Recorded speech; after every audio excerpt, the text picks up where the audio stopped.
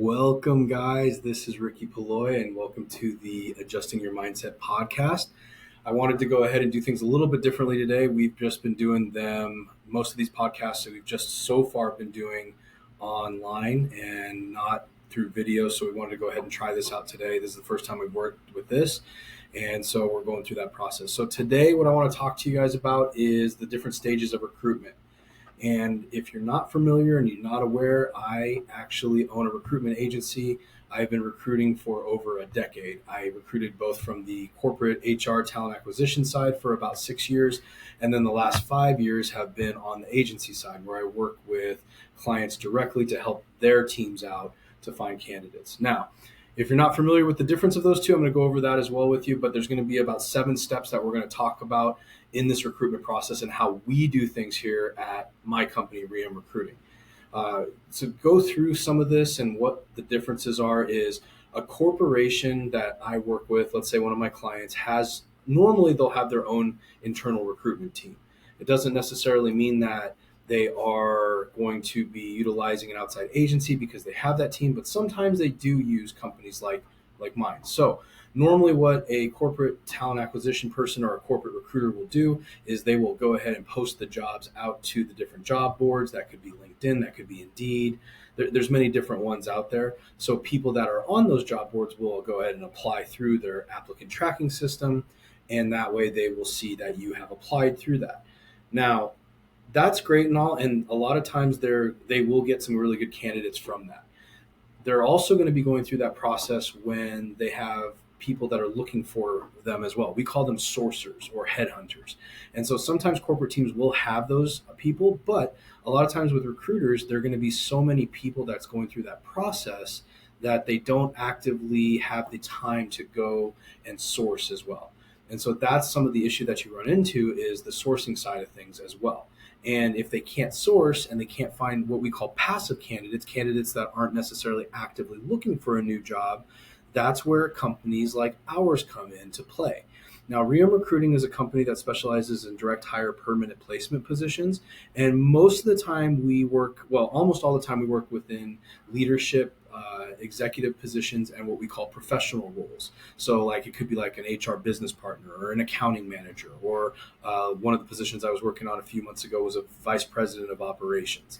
It really just depends. And for us, our vertical that we do is on healthcare. So we spend 99% of what we do is with healthcare companies. That could be behavioral health, that could be hospital systems, really just depends. For us, we tend to specialize mostly with those clients that are somewhere between 50 to 1,000 employees. However, we do have clients that are going to be bigger than that as well, and I'm working with a really large hospital system as well currently. So I want to talk to you guys a little bit about what we do and how we go about that process. So when we reach out to clients and say, hey, we would like to work with you, do you have any openings? A lot of times what we'll do is something called contingency. There's contingency recruiting, and there's also what's called retained recruiting. And normally we do contingency. Sometimes we do retained. It depends on the client and it depends on the position. Most of the time, what contingency means is that we actually don't get paid until we find a placement for that company. Once we find a candidate for that placement, and then they end up getting hired, that is when we get paid. Retained tends to be a percentage up front of that. So for example, if it's a $100,000 job, and let's say our fee would be $20,000, we're going to get about 25 to 33% of that up front from the company to work on that search exclusively. And so that's something that sometimes happens, but majority of what we do is contingency. So again, on a $100,000 position, our fee for someone would be based off of that first year annualized salary. And for example's sake, we charge 20% of that. So our fee for that placement would be 20%. And I want to talk to you a little bit about the stages of recruitment. So once we actually start talking to and working with clients, one of the things that we talk about is building credibility with the candidates and then making sure that they are giving us more than surface level answers. We don't want surface level answers. We want to be able to have them dive into what they're ultimately looking for, what they want in this next position, and going through that process. So the very first stage of recruitment, and I have everything written down right here, I'm just going to go through them. One is sourcing and headhunting. So again, sourcing and headhunting is where we go out and we actually try to find candidates in different ways. There's different job boards that we have access to, such as Indeed, LinkedIn. Again, there's a plethora of different ones out there. And then there's also something called Boolean searches. If you're not familiar with a Boolean search, go ahead and take a look at that and look it up. But it's basically a search through different search engines to find candidates that may not be on those specific areas. Maybe they're coming through and they have some information somewhere online that shows that they are a specific type of individual. So, for example, I have a clinical director position out in Oakland, California right now. And the clinical director position needs to have an LCSW, an LMFT, or an LPCC. These are licensed clinical people that work within the behavioral health arena. And so they have to have that type of background. So I'm able to go and find people based on that. And then, of course, I have to reach out to them. So there's different areas that I'll do that. And there's different sources. I try to find phone numbers.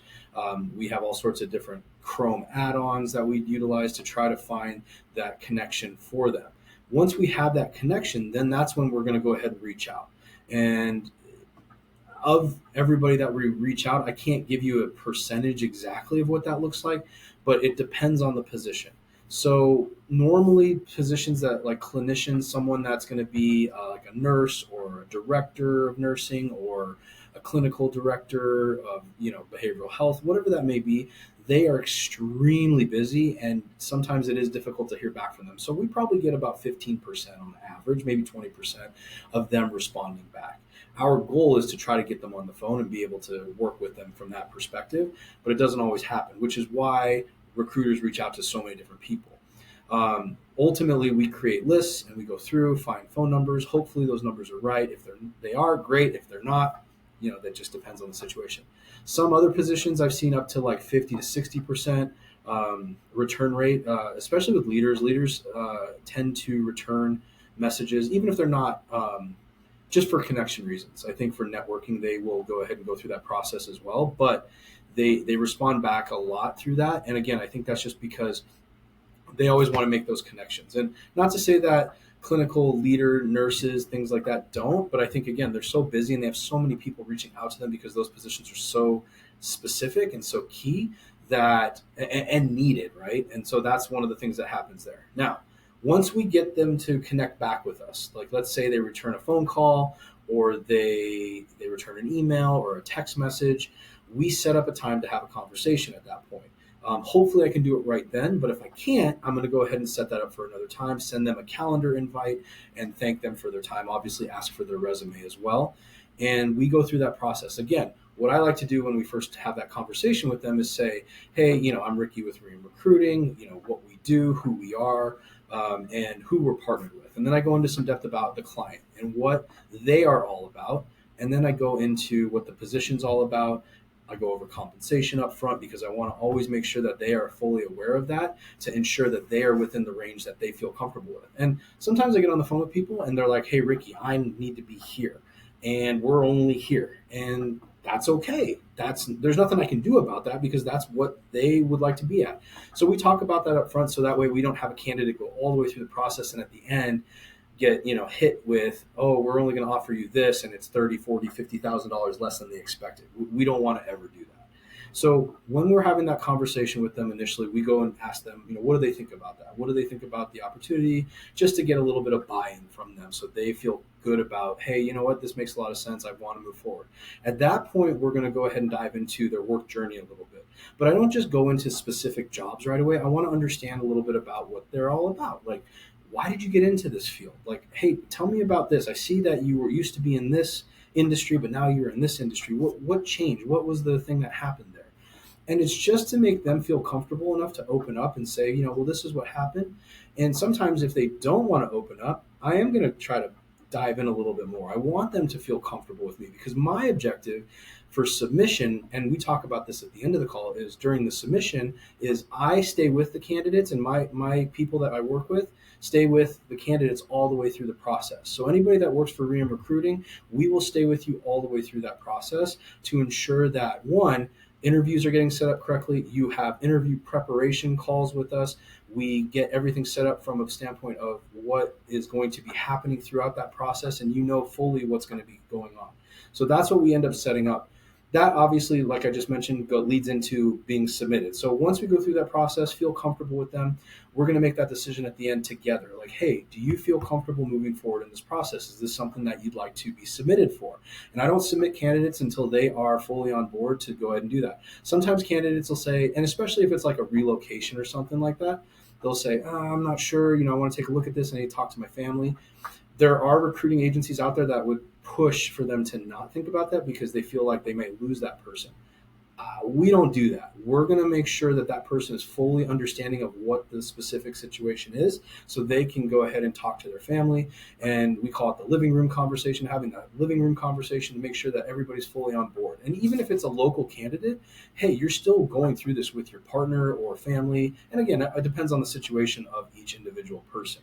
So after that, once the candidate has decided, what that situation looks like, and of course, before we submit, we talk to them about like how much notice they need to give their current opportunity or current company if they're still working, why they're interested in the opportunity, anything that they have questions on, we can put into the submission that they can go over during the interview process and things like that.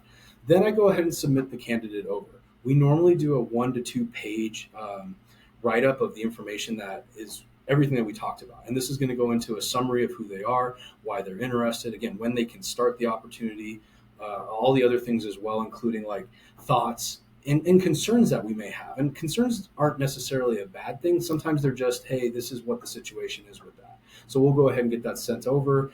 We send over the resume, make sure the resume looks good on our end. We just tweak it if we need to, that kind of thing, submit it over. Our objective with each one of our clients and the ones that we partner with and have a really good relationship with is try to get some sort of feedback within 48 hours.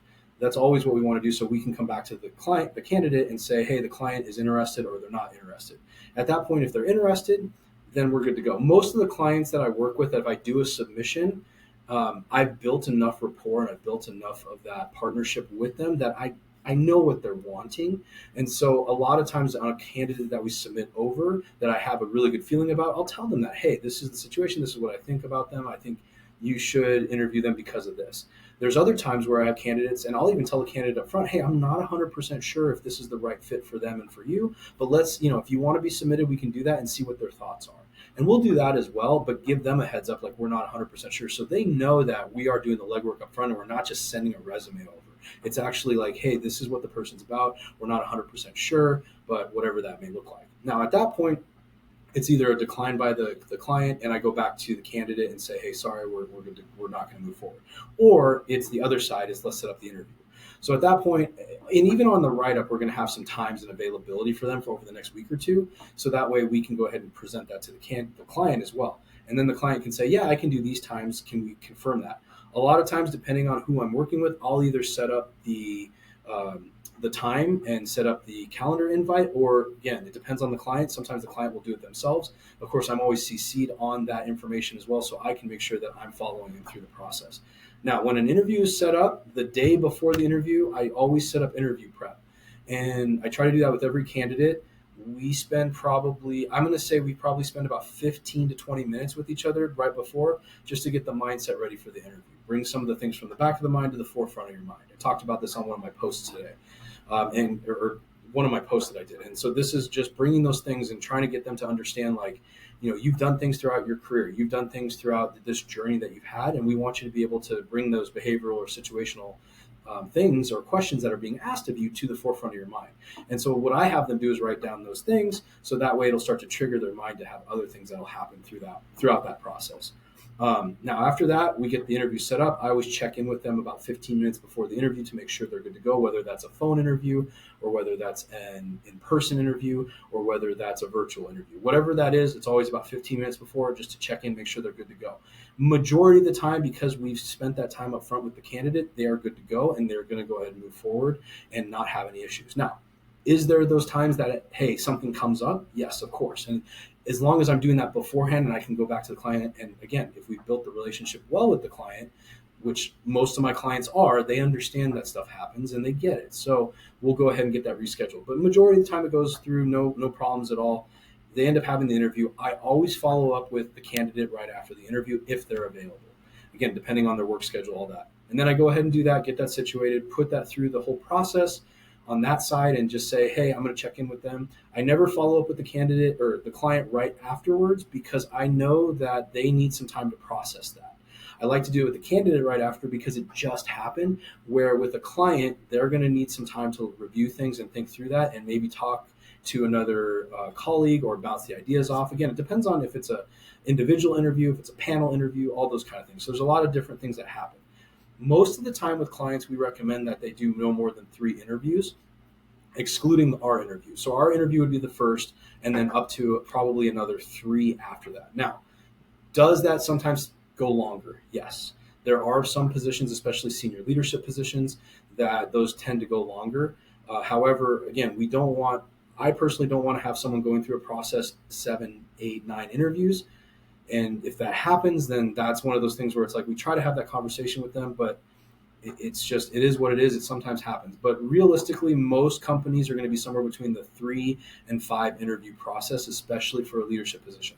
Lower level positions, those are going to be 1 to 2 interviews. Normally, it's going to be an initial interview with the recruiter. It'll be an interview with the leader of the team, and then maybe one more interview with the other teammates and things like that right after. So normally 2 to 3, possibly even 1. It just depends on the level of the position and of course the client. So after that happens, we get the feedback. Do they want to move the candidate forward? Yes, they do. Okay, great. If they don't, we go ahead and let them know the reasons why. I always ask for feedback because I want to be able to provide that to the candidate. And my thought process is, even if a candidate goes through that process and they are upset or don't understand the reasoning behind it, it wasn't the right fit. It just wasn't from their side, or maybe from from the candidate side. There's something that was off, and we always want to get some feedback and clarity. And most candidates are receptive to that. Have I had people that have been upset? Of course. But again, it's just to understand like what the situation was and what a specific person is looking for and what a specific client is looking for. Again, it depends on everybody and going through that process. But if they are wanting to move forward, we get that set up with the next interviews, get all of that taken care of, and go through that process. Now, at the end, what we're going to do is we're going to go ahead and have a conversation with them and say, what are your thoughts? Are we going to go ahead and move forward? Are we going to present the offer? I always like to present the offer to the candidates from a verbal offer. The reason why I like to do that is because I want to make sure, because they built the relationship and the rapport with me at this point, and not to say that they're not going to have that with the client. Depends on the size of the client, depends on if the HR person's going to do it, or the talent acquisition person's going to do it, or if the actual leader that is going to be overseeing that position will be doing it. It really depends on all of that, but majority of the time, I present the verbal offer. And again, it's just so that way I can have that conversation with them. Now, because we talked about the compensation, bonuses, anything like that up front, normally this process at the end becomes very smooth. I have seen clients that have worked with candidates that have brought me in afterwards and said, we lost this candidate because we made an offer and it wasn't enough for them.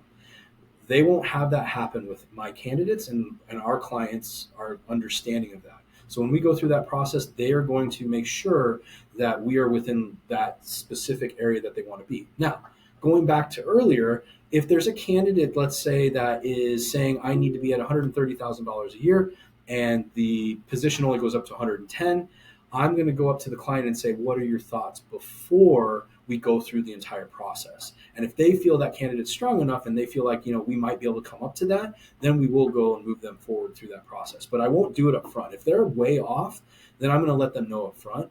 And again, sometimes we'll float candidates over if candidates like, hey, I'm not sure I can, can they get up any higher, to see, because I have seen it where I had one client out in California, in Irvine, California, that we were going through that process with a candidate, and he was taking a little bit of a pay cut, but then initially when they were going to make an offer, they said we wanted to be at, I'm not going to say the amount, but we were going to be at this amount.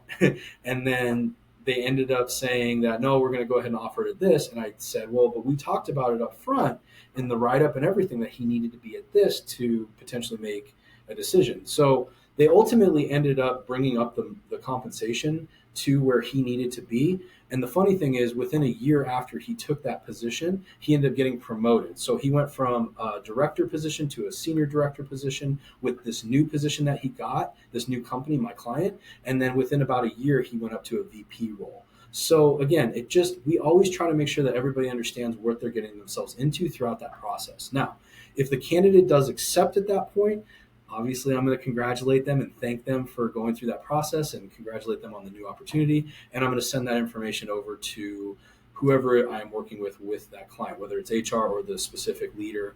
I get that information over, and then at that point, they are going to go ahead and start doing the back end stuff from the HR perspective, including onboarding, whether it's drug test, background check, whatever that is, whatever they're going to be doing on their side, they take care of that. At that point, yeah, I wish them the best, and I'm going to stay with them until they get started, and then I have follow-ups with them about a month in, and then about 2 months in, and then about 3 months in. For us, we do a 90-day guarantee, so it's not it's a replacement guarantee basically. Luckily, we've only in the 4 years that we've done this, we've only had to do it twice, and it was due to some personal things for both of those candidates, unfortunately. So we went through and we were able to help those other companies, but we do a 90-day, and to make sure that's why we do everything so much up front to ensure that they are going to be a good fit for that client. Because again, if I'm not doing my job up front and someone gets hired and the next thing you know, that's where we have to go ahead and backfill that position. I do everything in my power to go ahead and let them know if I don't feel like a candidate is going through that process correctly, or there's something that comes up during that process. I want to be as honest with my client as possible, because when I'm going through that, if I can't be honest with them and well, let me take it back. If I'm honest with them and they still want to hire that candidate, even though, and I've had this happen where I've said, hey, I think you should rescind the offer, which is basically money out of my pocket. But I would rather help them go find that right candidate rather than having them go and hire someone and then let them go within the 90 days and I have to replace them anyway, because it's just a waste of time and it's a waste of money and everything else. So I've had companies that I've said, hey, I think you should rescind this offer. And they said, well, one of them said we were too far into it, which is actually partially one of the people that I ended up was needing to replace. And I told them not to hire that person. So I'm getting off on a tangent a little bit in that regard, but again, this is kind of a live thing I'm doing, and I want you to understand what's going through my process in my brain when I'm going through and doing this. But again, most of the time when we're working with these clients, they are great at being able to make that decision on like, this is what's going to happen, and they understand what they're bringing into that area, which again goes back to what we do up front, so that way they can have a better opportunity to understand what that client and that candidate's all about. The big thing that happens a lot of times, I think, and again, this even happened when I was in talent acquisition from the corporate perspective, is there's so many things that happen when you're a recruiter. Like I had anywhere from 30 to 70 requisitions at a given time. So that means 30 to 70 positions plus however many people were applying and then screening all of them. And it didn't lead me to be able to have really great conversations with people like I wanted to, and having surface level answers. And I don't want surface level answers. I want to get into what's important to them. What are they really looking for? And would this potentially be a good fit? And if so, then hey, let's go through this process, the stages of recruitment that I just spoke about. And again, we've been very successful with this. And every client that I've had that we've gone through this process with, because we're very strategic on how we do things, loves it. Sometimes there are clients that aren't familiar with how we do things, and so they just send me the resume. And if that's the case, I'm not going to work with them, because that's not what I want to do. I don't want to just be that. I want to be a partner with my clients and the clients that we work with. And I think all the clients that are going to see this and potential future clients are going to understand that that's what's important, because you got to build that relationship. And it's not just in recruiting, but it's building it out throughout the entire thing, whether it's recruiting, whether it's something completely outside of it. That's what our objective is. And I want to make sure that we take care of people all the way through, whether it's the candidate, the client, or someone that, even if I can't get them hired with that specific company, maybe there's something else that opens up, or maybe I was able to help them with their interview process so they can go ahead or interview agenda so they can go ahead and actually get another position because they've went through that prep with me. So again, that's what's important to me. That's why I do it this way, and that's why we've been pretty darn successful over the past 4 years. So with that being said, these are the 7 stages of recruitment. I appreciate you guys spending time with me. This is the Adjusting Your Mindset podcast. So we're going to tie a lot of things into your mindset into the recruiting world. So there's going to be quite a bit of overlap, but ultimately it all comes down to how your mindset is and how you want to work with people and how you want to be as a person. So I appreciate you guys. Thank you for spending, the last 25 minutes with me. And, again, hit that subscribe button, and I look forward to talking with you guys soon. All right, guys.